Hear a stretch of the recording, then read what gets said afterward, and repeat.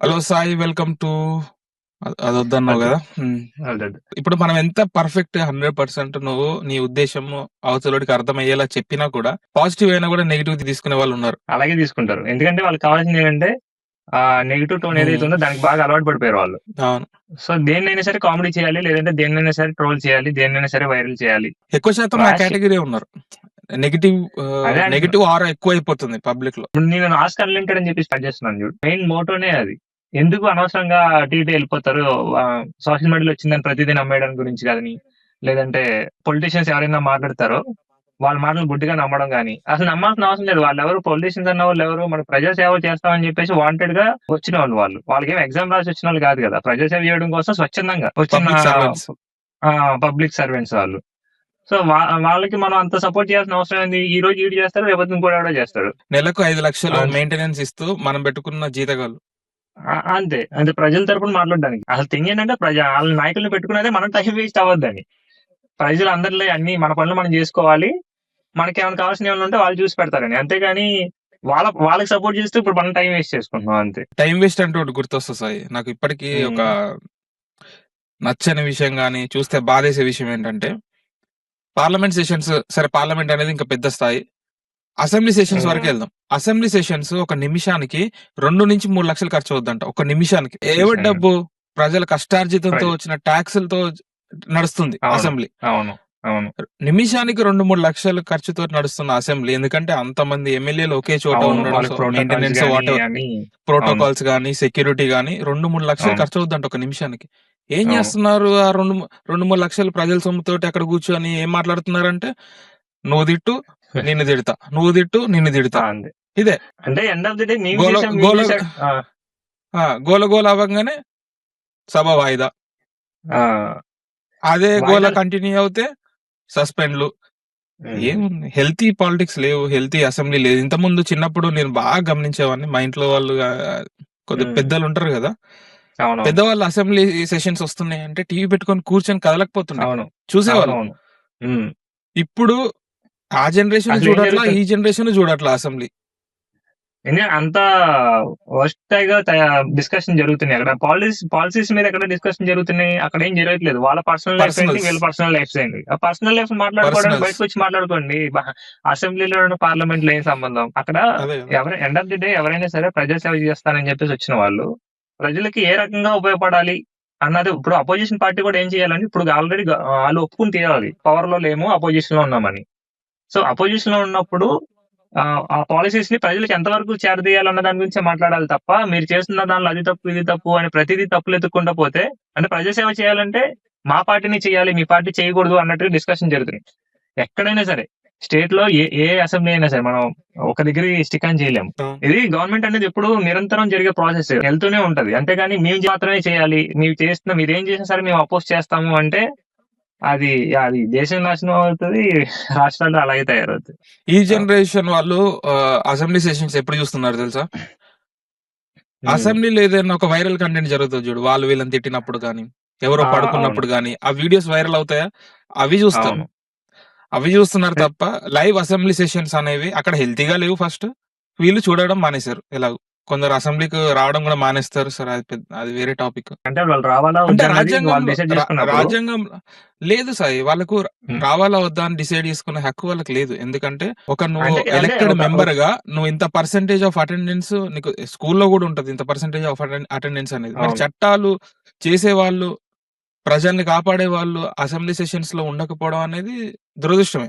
వాళ్ళకు కూడా percentage of attendance ఉంటది. అది ఇప్పుడు వన్ సైడెడ్ లేకపోతే అయిపోతుంది కదా. ఎమ్మెల్యే. ఇప్పుడు ఏం చేసినా సరే అదే ఇప్పుడు ఏదైతే పవర్ లో ఉన్నారో వాళ్ళకే బెనిఫిట్ తప్ప అపోజిషన్ ఉన్న వాళ్ళకే ఇదేమో. అది వాళ్ళు అంటే గమనిస్తారో లేదో. అంటే నేను 2 సైడ్స్ వింటున్నా. ఏపీలో ఉమ్, వింటున్నా, తెలంగాణలో వింటున్నా. కేసీఆర్ గారు రావట్లేదు, అటు జగన్ గారు రావట్లేదు. ఆ, ఇక్కడ వీళ్ళేమంటున్నారు, కేసీఆర్ గారు రావాలి, ఆయన మాకు సలహాలు సూచనలు ఇవ్వాలి, ఆయన మైక్ కంపల్సరీ ఇస్తాం వస్తే అనేది వీళ్ళ వాదన. అక్కడ జగన్ అది కూడా హెల్తీగా ఉంది. అసెంబ్లీకి అక్కడ రావాలి. వరకు అయితే డిస్కస్. అంటే వచ్చిన తర్వాత ఎలా ఉండదు ఆ సంగతి మనకి వచ్చిన అంటే తర్వాత మనకి గెస్ట్ వచ్చిన చేయలేంలే తర్వాత కానీ. కానీ వచ్చిన తర్వాత పిలిచే హెల్దీ ఇలా పాలిటిక్స్ ఉంటది. అది. అటు జగన్ గారిని కూడా రావాలని ఏకంగా స్పీకర్లు వాళ్ళే డిమాండ్ చేస్తున్నారు. అంటే డిమాండ్ అని కాదు, రిక్వెస్ట్ కూడా చేశారు స్టార్టింగ్ లో. మీరు రావాలి, ఉమ్, మీరు ఉమ్. వస్తే బాగుంటది అని చెప్పేసి, వస్తే కంపల్సరీ మైక్ ఇస్తామని. వాళ్ళేమో మాకు మైక్ ఇవ్వరు కాబట్టి మేము రావని ముందే చెప్పేశారు.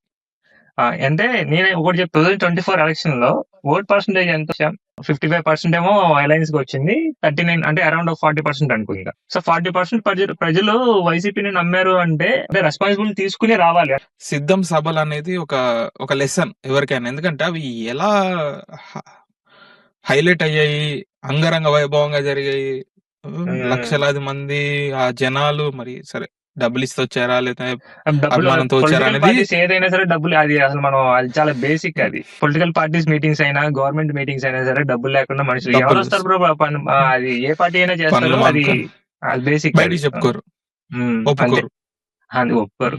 ఉమ్. జనాలకు ఇప్పుడు అర్థమైపోయింది కాబట్టి మనం అది బేసిక్ దాని గురించి మాట్లాడాల్సిన సింపుల్ అవసరం ఎలా అంటే పోలీసులు చెప్తారు చూడు, స్ట్రాంగ్ గా ఇంటరాగేషన్ చేసామని చెప్తారు తప్ప అవునవును కొట్టాము, అక్కడే స్ట్రాంగ్ గా కొట్టాము, తిట్టామని మాత్రం ఎక్కడ చెప్పరు. జడ్జి ముందు కూడా చెప్పరు. చెప్పరు చెప్పరు సార్ చెప్పరు కదా. కొంచెం రూల్ లేదు. స్ట్రాంగ్ గా ఇంటరాగేషన్ చేసాం సార్ అని చెప్తారు తప్ప ఎలా కొట్టాము ఏంటి అనేది చెప్పరు. కాబట్టి ఇక్కడ వీళ్ళు కూడా చెప్పరు. అంతే, పైసలు పంచుతారు కానీ పంచామని చెప్పరు అంతే. పంచిన విషయం అంతే. జనాలకు తెలుసు, ఇచ్చిన పంచిన విషయం వాళ్ళకి పొలిటీషియన్స్ తెలుసు, అందరికి తీసుకున్న తెలుసు. వాళ్ళకి తెలుసు. అందరూ దొంగలే. ఇప్పుడు అంటే పొలిటీషియన్స్ ఒకలే కదా, ప్రజలు దొంగలే, వాళ్ళు దొంగలే. పోనీ ఇదే ప్రజలు డబ్బులు ఇవ్వకుండా రమ్మంటే వస్తారా అంటే ఏమో నాకు రారు ఆన్సర్ లేదు. రారు. ఎందుకంటే లాస్ట్ టైం వచ్చినప్పుడు లాస్ట్ టైం ఆ పార్టీ మీటింగ్ అప్పుడు మాకు 500 ఇచ్చారు, ఇప్పుడు మీరు 500 అన్ని ఇవ్వండి లేదంటే అంతకన్నా ఎక్కువ ఇవ్వండి అంతే వస్తాము అంటారు తప్ప. పాలిటిక్స్ మీద అసహ్యం పుట్టిన సిచ్యువేషన్ ఒకటి ఉంది నాకు. ఎగ్జాక్ట్ గుర్తు రావట్లేదు, బట్ లాస్ట్ టర్మ్ లో ఇక్కడ తెలంగాణలో బై ఎలక్షన్స్ వచ్చాయి. మధ్యలో ఏదో ఒక ఎమ్మెల్యే పార్టీ మారాడు, రిజైన్ చేసి మారాడు. మళ్ళీ కాకపోతే మళ్ళీ ఆ పార్టీలో నిల్చున్నాడు, కొత్త పార్టీలో నిల్చొని పోటీ చేశాడు. అక్కడ జనాలు టీవీ వాళ్ళు వెళ్తారు కదా రెస్పాన్స్ కోసం, అవునవును బయట కూర్చొని ఉండిపోయారు. మేము వెళ్ళము, ఓట్లు వేయమని అంటున్నారు. ఎందుకండి ఏమైంది, ఓట్లు ఎందుకు వేయరానంటే మా ఇంటి పక్క వాళ్ళకి ఇచ్చారు, మాకు ఇవ్వలేదు, మేమేం చేసాం, చూసాను నేను ఆ వీడియోస్ చూసాను. మేము వేయం, ఓటు వేయం మేము, వాళ్ళకి ఎందుకు ఇచ్చారు, మాకెందుకు ఇవ్వలేదు అని అంత ఇస్తే అందరికి ఇవ్వకూడదు, ఒకరికి ఇచ్చి ఒకరికి ఇవ్వకపోతే మేము ఎలా ఇస్తాం ఓట్లు? అవును మీకు ఇవ్వద్దనే ఉద్దేశం ఉంటే వాళ్ళకి ఇవ్వకండి, అవును మరి వాళ్ళకి ఇచ్చి మాకెందుకు ఇవ్వట్లేదు అని ఒక ఆమె. ఇంకో హైలైట్ ఏంటంటే ఆమెకు ఒక పార్టీ ఇచ్చిందంట, ఇంకో పార్టీ ఇవ్వలేదంట. ఆమె కూడా నేను పోనని అడుగుచుంది. మరి ఇచ్చిన పార్టీ కన్నా ఇచ్చేసి రావచ్చు కదా, అది ఉండదు. అలా ఏదంట, ఎందుకంటే ఆమె ఇంటి ముందు ఆమెకి ఇద్దరు పార్టీ వాళ్ళు ఇచ్చారు, 2 పార్టీ వాళ్ళు ఇచ్చారంట, ఈమెకు ఒకటే పార్టీ ఇచ్చిందంట. అట్లా కూడా పోదంట, ఇచ్చిన పార్టీకి కూడా ఏదంట. 2 పార్టీలు ఇస్తే ఇంట్లో 4-5 ఓట్లు ఉన్నాయంట, ఒక పార్టీకి కొందరు, ఒక పార్టీకి కొందరు పక్కన వెళ్ళి ముచ్చట్లు కాదు చెప్పేది, డైరెక్ట్ మీడియా చెప్తున్నారు వాళ్ళు. నాకు ఫస్ట్ టైం ఓటు వచ్చినప్పుడు, నేను ఓటు వేయడానికి విలేజ్ కి వెళ్ళినప్పుడు, పేరు చెప్పను అనవసరంగా, పేర్లు వద్దు. నైట్ నెక్స్ట్ డే ఎలక్షన్స్, నాకు తెలియదు, మనం చిన్నపిల్లలు అప్పటి వరకు మనం చూసుండం కాబట్టి ఎలక్షన్స్ ఎలా జరుగుతాయి ఏంటి అనేది. నైట్ అంతా హడావుడి, సైలెంట్ గా ఉంది విలేజ్ అంతా. నైట్ అంతా అటు ఉరుకుతున్నారు, ఇటు ఉరుకుతున్నారు, డబ్బులు పట్టుకొని, మందు పట్టుకొని ఒకరు ఉరుకుతున్నారు.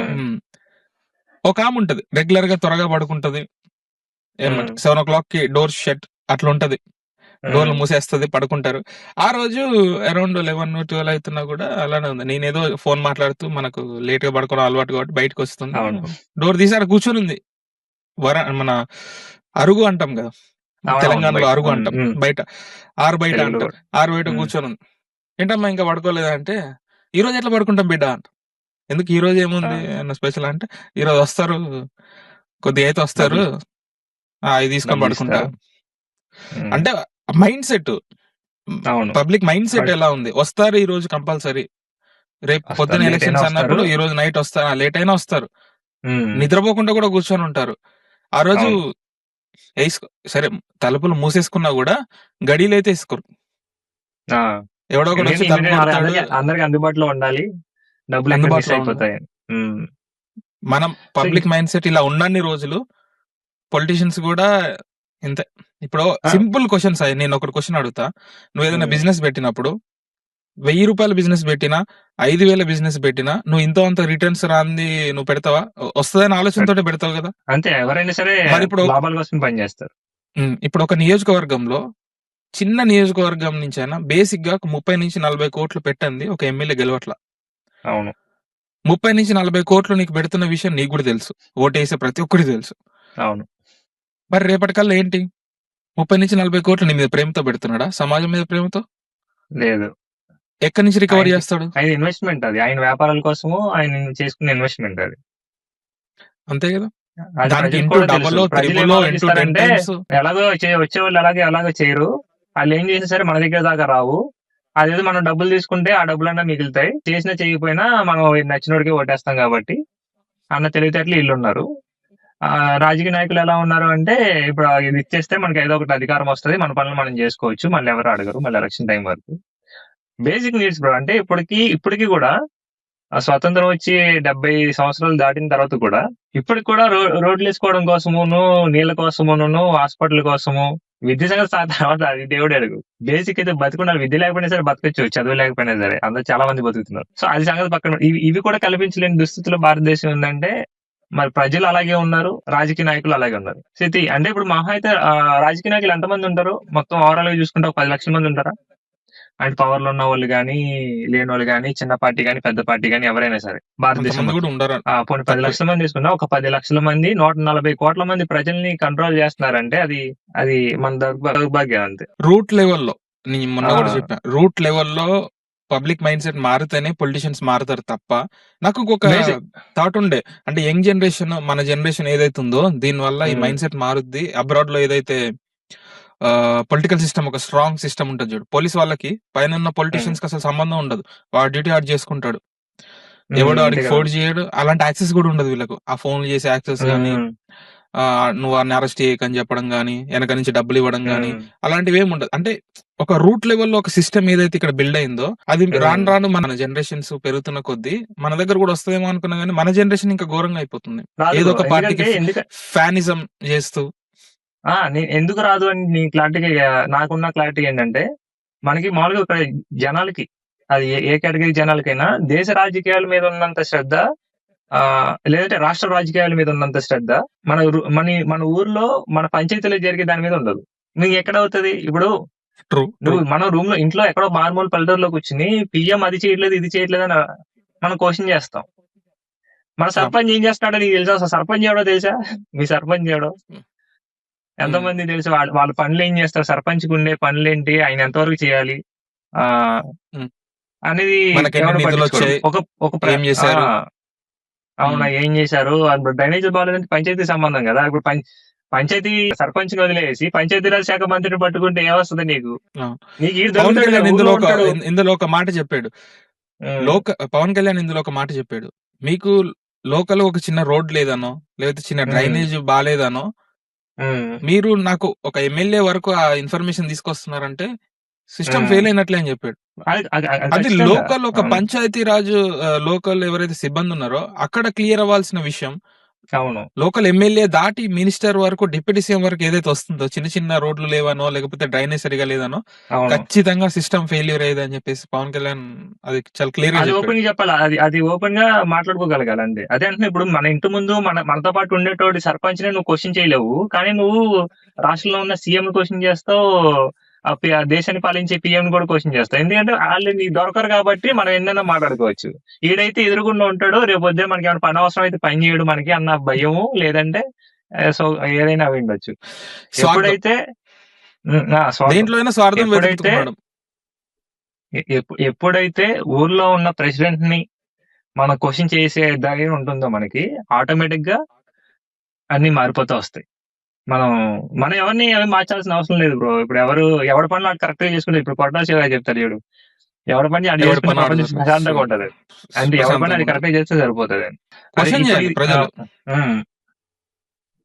ప్రజలు క్వశ్చన్ చేయాల్సింది పొలిటీషియన్స్ కాదు బ్రో. అంటే ఇదేంటంటే పొలిటీషియన్స్ వస్తూ ఉంటారు, పోతుంటాడు.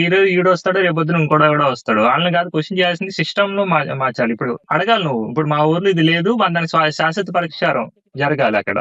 అంతేగాని నువ్వు వస్తాను, నువ్వు ఇస్తానంటే, అదే నువ్వు రోడ్లు వేస్తానంటే నీకు ఓట్లు వేస్తాను, డ్రైనేజీలు వేస్తానంటే ఓట్లు వేస్తాను అంటే డ్రైనేజీలు ఉంటాయి, రేపు పొద్దున మళ్ళీ పోతాయి. కానీ దాన్ని మళ్ళీ మెయింటైన్ చేసేది ఎవరు? ఆ వ్యవస్థ ఉండాలి కదా ఫస్ట్.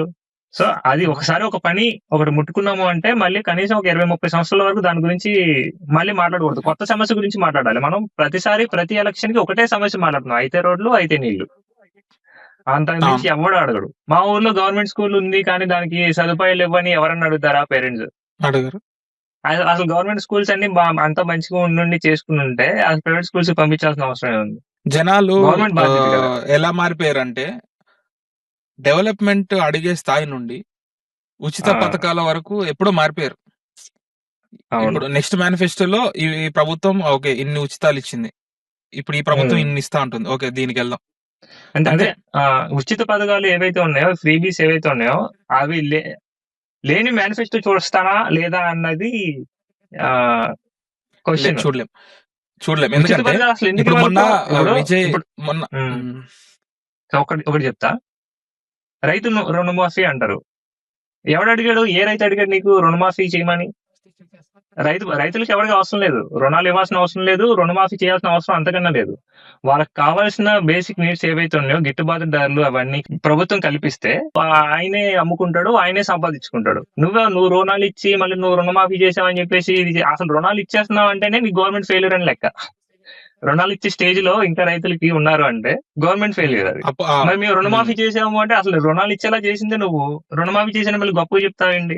అది అప్పు తప్పలేదు. తీసుకునే స్టేజ్ లో నువ్వు రైతులు పెట్టావు, పెంచుతున్నావు. నువ్వే అవును. అప్పిచ్చావు. దీనిలోనే ఒక కథ ఉంటది బ్రో మహాభారతంలో. అది ఇప్పుడు మనం చెప్పొచ్చు, చెప్పనా ఒకటి? అంటే పేర్లు ఎగ్జాక్ట్ నాకు ఏంటి గుర్తులేవు కానీ సిచ్యువేషన్ ఎక్స్ప్లెయిన్. సిచ్యువేషన్ ఏంటంటే పాండవులకి రాజ్యం పట్టాభిషేకం జరిగిన తర్వాత అశ్వమేధ యాగం ఒకటి చేసి అక్కడ ఉన్న ఆ రాజ్యంలో ఉన్న ప్రజలందరికీ ఎవరు చేయలేదు, అప్పటి వరకు ఎవరు చేయలేదు. ఒక యాగం చేసి ప్రజలందరికీ అన్ని సమకూరుస్తారనమాట. సమకూర్చిన తర్వాత ధర్మరాజుకి కొంచెం ఒక ఈగో వస్తుంది. అంటే ఈ ముల్లోకాల్లో ఎవరు చేయలేదు ఇలాంటిది నేను చేశాను అని. అది కృష్ణుడికి చెప్తాడు. అంటే ఎవరు చేయలేదు కదా, ముల్లోకాల్లో ఎవరు చేయలేదు, నేను గొప్పవాడిని అన్నట్టు వచ్చేలాగా ఒక 1% 2% గర్వంతో చెప్తాడనమాట. అది కృష్ణుడికి అర్థం అవుతుంది. కృష్ణుడికి అర్థం కాకపోతే ఏముంటది? అతను నా స్నేహితుడు అతను ఉన్నాడు, అతను నీ అంత గొప్ప రాజు కాదు కానీ అతను ఒక రాజే, అదే రాజు మీన్స్ చక్రవర్తి అని చెప్పేసి నువ్వు కూడా నేను కూడా తీసుకుని వెళ్తా అని చెప్పేసి తీసుకుని వెళ్తాడు. తీసుకుని వెళ్ళిన తర్వాత అది వేరే లోకంలో తీసుకుని వెళ్ళిన తర్వాత ఆ రాజు ఎవరైతే ఉన్నారో అది ఆయన ధర్మరాజు ఆ రాజ్యంలోకి అడిగిపెట్టంగానే మొత్తం అంతా ఈయన రాజ్యం కన్నా 100 రెట్లు ఎక్కువ సుభిక్షంగా ఉంది ఆ రాజ్యం. అంత సుభిక్షంగా ఉన్న రాజ్యం చూసి కొంచెం ఏంటిది ఇంత పెద్దది, మరి ఈ చిన్న రాజు అంటున్నాడు, చిన్న రాజు ఎలా ఉంటే ఇంకా చక్రవర్తి ఇంకెలా ఉంటాడు అన్న థాట్ తోటి వెళ్తా ఉంటాడు అనమాట ఆ రాజు దగ్గరికి. వెళ్తా ఉన్నాం కానీ కృష్ణుడు ఇది చూడంగానే ఆయన దిగి పరిగెత్తుకుంటూ వస్తున్నాడు. ఎవరైతే రాజు దగ్గర తీసుకెళ్లారో అతను. ధర్మరాజు ఏమనుకుంటాడు, నేను ముల్లోకాల్లో నేనే కదా చేసింది, నన్ను గుర్తుపట్టి నా దగ్గరికి వస్తున్నాడు అన్న కొంచెం ఉంది ఆయనకి. ఆయన వచ్చి కృష్ణుడి కాళ్ళ మీద పడి ఆయన తీసుకెళ్లి సింహాసనం మీద కూర్చోబెట్టి ఆయనకి పాదసేవ చేస్తూ మాట్లాడుతూ ఉంటుంది అనమాట. సో మాట్లాడుతూ ఉండగా ఈయన చూస్తా ఉంటాడు, కృష్ణుడు నాతో పాటు వచ్చాడు, ఇప్పుడు మన దగ్గర అలా ఉంటాడు ఇలా ఉంటాడు, ఈయన సింహాసనం మీద కూర్చోబెట్టాడు ఇంత పెద్ద రాజ్యం అనేసరికి ధర్మరాజుకి ఉండేసరికి ఈలోపు మాట్లాడు కొంచెం అయిపోయిన తర్వాత కృష్ణుడు ఇతనికి చెప్తారు ఏమని, ఇతను ధర్మరాజు యుధిష్ఠిరుడు, నీకు తెలిసే ఉంటది పలానా యాగం చేశారు, మొత్తం వాళ్ళ రాజ్యానికి మొత్తం ఇంత సేవ చేశారు అని చెప్తారనమాట. చెప్తానంటే ఈయన గురించి నాకు తెలియదు, అయినా నువ్వేం రాజువి, నీ రాజ్యంలో నువ్వు దానం ఇస్తే దానం తీసుకునే ప్రజలు ఇంకా ఉన్నారు అంటే నీదేం పరిపాలన? నా రాజ్యంలో నీ గింజలు ఇలా వేసినా సరే ఉచితంగా ఏమి పక్షులు కూడా తీసుకోవు, పరిపాలన ఇలా ఉండాలి, నీ రాజ్యంలో ఇంకా పేద ప్రజలు ఉన్నారు, నువ్వు ఇంకా వాళ్ళకి దానాలు ఇస్తున్నావు, వాళ్ళు దానాలు తీసుకునే స్టేజ్ లో ఉన్నారు, నువ్వెలా రాజు అవుతావు, నువ్వెలా చక్రవర్తి అవుతావు, నువ్వెలా ముల్లోకాల్లో గొప్ప రాజు అవుతావు అని చెప్పేసి అనేసరికి ఆయనకి అప్పుడు కొంచెం రియలైజ్ అవుతాడు అనమాట. అది సో ఇప్పుడు మన ఆటల నుంచి నేర్చుకోవాలని ఇవి ఇలా కదా ఉండాలి. ఇంకా మళ్ళీ దీంట్లో ఇది మేము చేసాం, ఇది మేము ఇచ్చాం, ఇది మేము తీర్చాం, ఇంకా దీనికి మళ్ళీ మేము చేసామని కొట్టుకుంటా ఉంటారు. జనాలకు నాకు జయప్రకాష్ నారాయణ అంటే చాలా ఇష్టం, నేను అడ్మైర్ చేసే లీడర్. మీరు ఎవరన్నా ఇప్పుడు వీళ్ళంట నేను వీడియోస్ చేస్తుంటే నువ్వు ఆ పొలిటీషియన్ సపోర్ట్ ఈ పొలిటీషియన్ సపోర్ట్ అని అంటే నాకు నవ్వాలో ఏడవాలో అర్థం కాదు, కానీ మీరు అట్లీస్ట్ జయప్రకాష్ నారాయణ నువ్వు సపోర్ట్ అని చెప్పి ఎవడన్నా కామెంట్ పెడితే బాగుంది. సరే ఆయన గురించి మనం మాట్లాడడం కాబట్టి పెట్టారేమో, కానీ చాలా అడ్మైర్ చేసిన లీడర్. ఆయన మాట చెప్తాడు, ఫ్రీ బీస్ ఇస్తూ జనాల్ని ఎప్పుడో ఈ రాజకీయ వ్యవస్థలు సమర్పితులను చేశాయని ఎప్పుడు చెప్పాడు ఆయన. అవునవును. ఎందుకు ఇవ్వాలి అసలు ఫ్రీ బీస్? ఎవడు అడిగాడు నిన్ను? ఎందుకు ఇస్తున్నారు మీరు? మీరు అలా ఇచ్చి అలవాటు చేశారు కాబట్టి ఇప్పుడు అడుగుతున్నారు. అవును, ఫస్ట్ మిమ్మల్ని ఇస్తున్న వాళ్ళకి ఓట్లేస్తామంటున్నారు.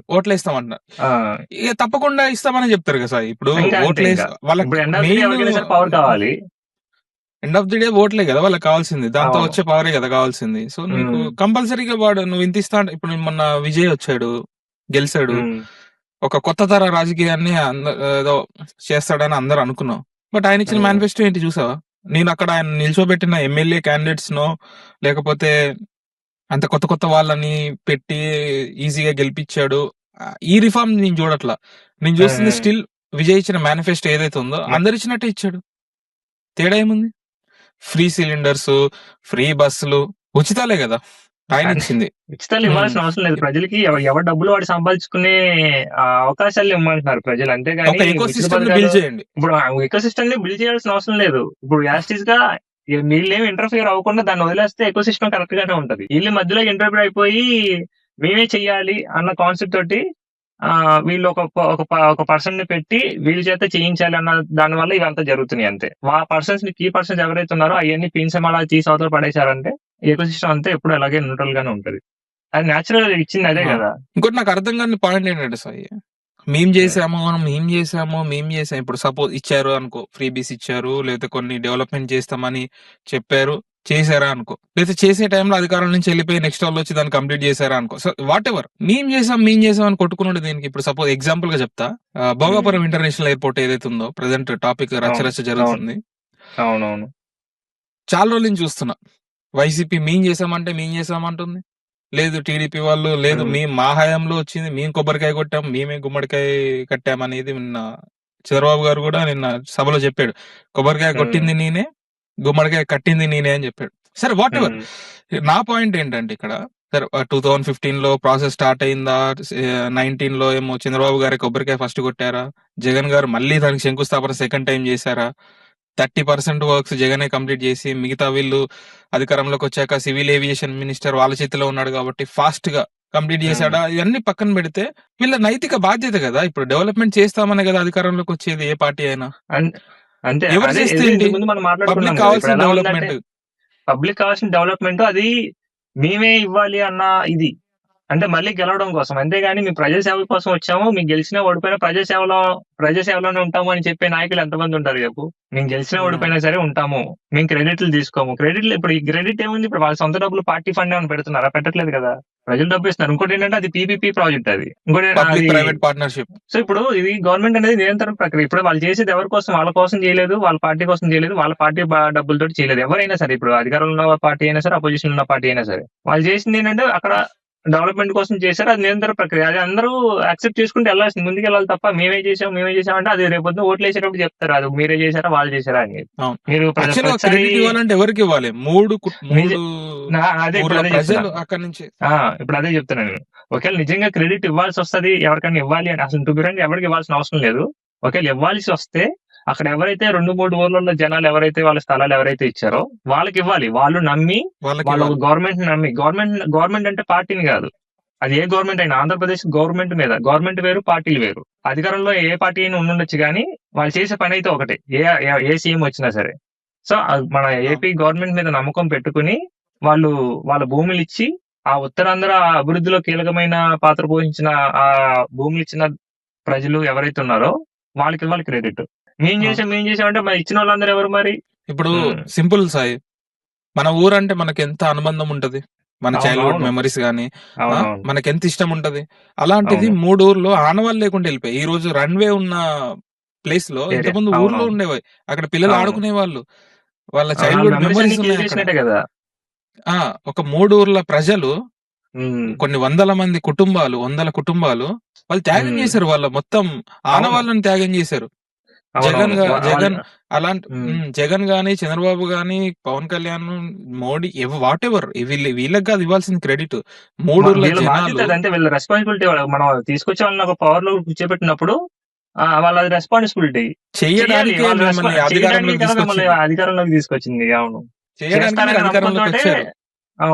చేస్తామని చెప్పి వచ్చారు, చేయడానికి మధ్య ప్రజలు కూడా ఇచ్చారు. మరి దానిలో మేము చేసాం దాన్ని కొట్టుకోవడానికి ఏముంది? అంటే ఇది ఒకటే చేశారా, వేరేం చేయలేదా?